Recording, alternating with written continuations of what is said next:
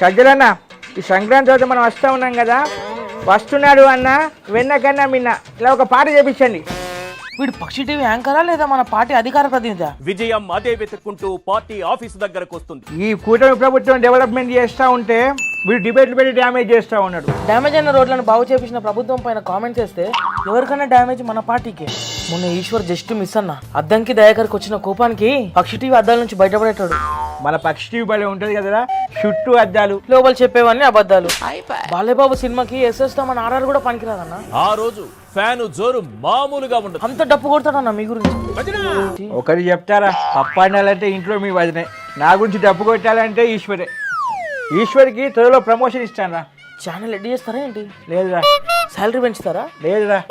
మరి ఏం చేస్తారన్న? మన పేటిఎం బ్యాచ్ లో వేస్తా. ఏం మాట్లాడుతున్నావురా? అంటే 5 రూపీసా? పర్ఫెక్ట్ వాడికి.